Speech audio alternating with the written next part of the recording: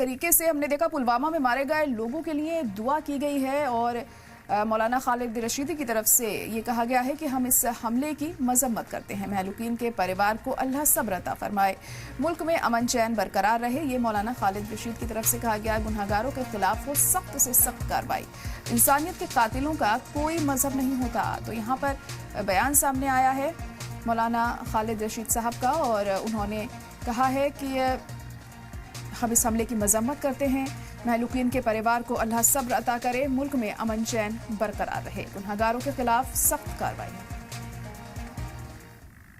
पहलगाम में जो terrorist attack हुआ है उसकी हम लोग सख्त अल्फाज में मजम्मत करते हैं। We condemn the terrorist attack at Pahalgam in the strongest possible words.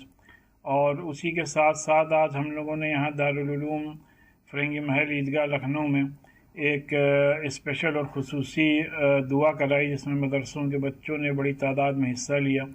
और इस सिलसिले में जो बेकसूर लोग मारे गए हैं उनके घर वालों के साथ अपनी हमदर्दी का इजहार किया और जो लोग ज़ख्मी हैं उनकी स्पीडी रिकवरी और जल्द शिफायाबी के लिए अल्लाह ताला से दुआ की गई। हुकूमत से ये मुतालबा किया गया कि जो भी कसूरवार हैं उनको जल्द से जल्द और सख्त से सख्त सज़ा देने को यकीनी बनाया जाए। और पहलगाम और पूरे कश्मीर की आवाम से ये अपील की गई कि जो भी वहाँ पे टूरिस्ट गए हैं उनकी सेफ्टी, सिक्योरिटी और उनकी हर तरीके से मदद की जाए। ब्रेक के लिए रुक रहे हैं यहाँ पर, जल्द लौटते हैं।